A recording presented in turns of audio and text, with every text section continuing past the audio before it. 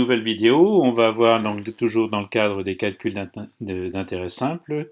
Deuxième partie, donc on va s'intéresser aux différentes façons d'exprimer la durée et donc la conséquence sur les calculs, et puis voir aussi la notion de valeur acquise.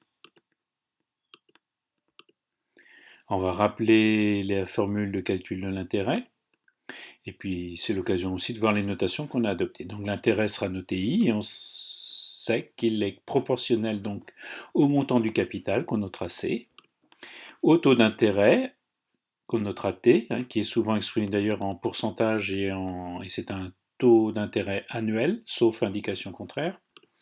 Et puis la durée du placement, N, qui est exprimée en nombre d'années. D'où la formule suivante, donc l'intérêt est égal au produit du capital fois le taux d'intérêt fois la durée. Alors la durée, différentes façons de l'exprimer. Or, le calcul des intérêts simples, en fait, sont pour des périodes qui sont inférieures à une année. Donc, en fait, on aura affaire, dans le calcul des intérêts, à des fractions d'années. Alors, si la durée est exprimée en jours, qu'on notera petit j dans nos formules, alors dans ce cas-là, le nombre d'années est égal à la fraction j, le nombre de jours, sur 360. Je rappelle au passage que 360, c'est par convention la durée de l'année commerciale et financière.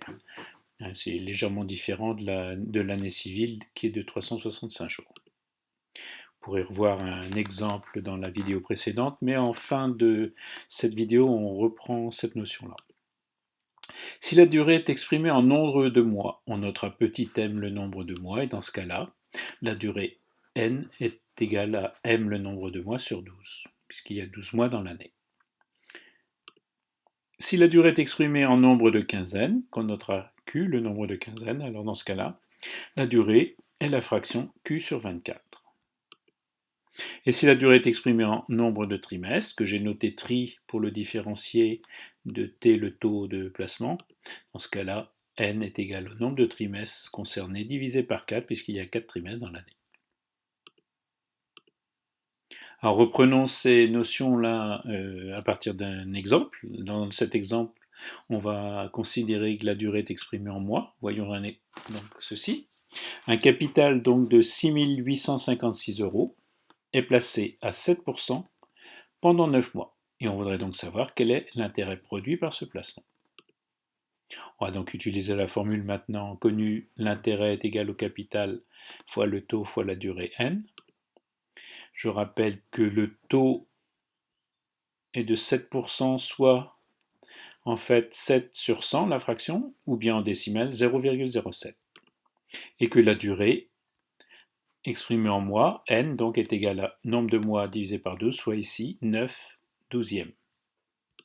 Remplaçons donc dans cette formule les lettres par leur valeur, à savoir donc l'intérêt est égal à 6 856 fois 0,07 fois 9 douzièmes, ce qui nous donne donc 359,94 € de produit.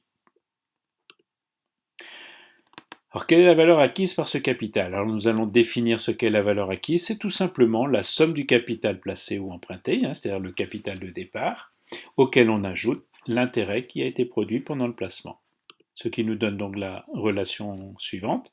A, la valeur acquise, est égale au capital C plus I, l'intérêt.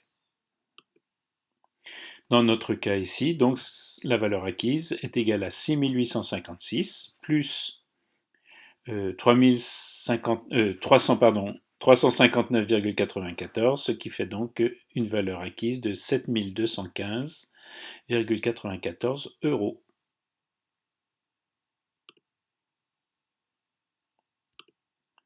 Alors, exemple 2. Cette fois-ci, la durée est exprimée certes en jours, mais non pas en nombre de jours directement, mais de date à date. Prenons un exemple. Monsieur Dubois a placé une somme de 2 500 € sur un compte rémunéré à 4,75% l'an, et cela donc du 16 mars au 27 juin.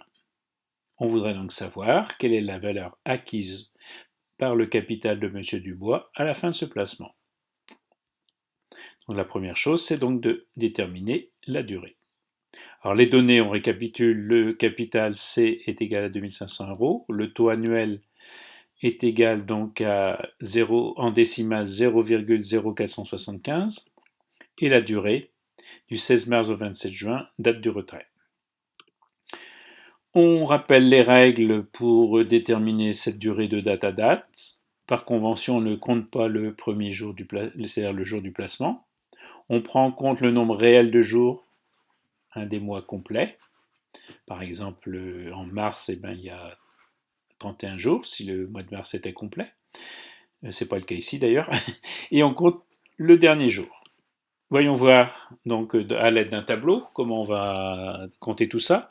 Donc le mois de mars contient 31 jours, donc on est le 16, donc 31 moins 16, il reste 15 jours à courir en mars. Le mois d'avril est complet, donc le mois d'avril de 30 jours va compter 30. Au mois de mai, il y a 31 jours, on va donc compter les 31 jours du mois de mai.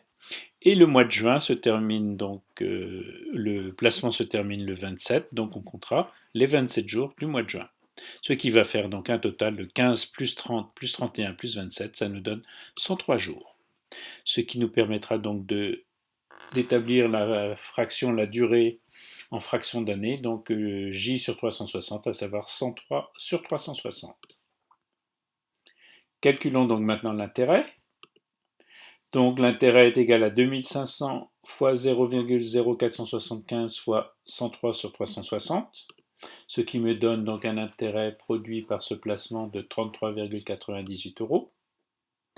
Déterminons maintenant la valeur acquise. Il suffit donc d'additionner le capital initial 2500 plus l'intérêt produit de 33,98, ce qui me donne donc 2533,98 euros.